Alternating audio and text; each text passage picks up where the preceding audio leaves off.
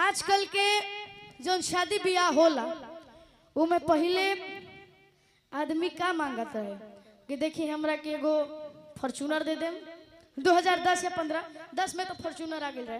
Fortuner they them, बंगला they them, सोना के set उठ दे देम, 2-3 बीघा जमीन उमीन चाहे 2-3 कट्ठा हमरा के जमीन दे देम। लेकिन आजकल के लड़का लोग के फरमाइश जाना तो निका होला। लड़किया का कहले कि नहीं तेरा होई नहीं 22 होखी, जवन कहबा पूरा फरमाइश होखी।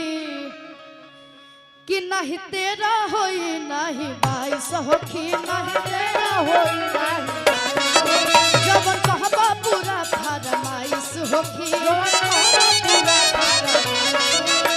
तो लइकवा का कहला नहीं फॉर्च्यूनर नहीं चाही राजदूत, नहीं फॉर्च्यूनर और नहीं चाही राजदूत, तब का चाहिए?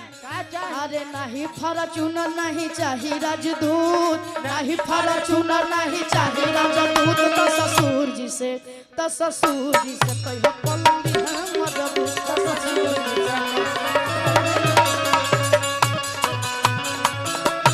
हमारे अरुण अंकल के चाचा जी की तरफ से, हमारे बाबा की तरफ से हजारों हजार का आशीर्वाद आया है, इसके लिए आपको बहुत बहुत शुक्रिया। तो ससुर जी से कहियो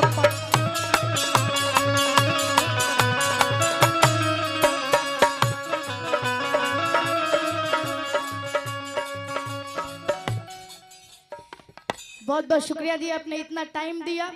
सेफ जर्नी, आराम से जाइएगा आप।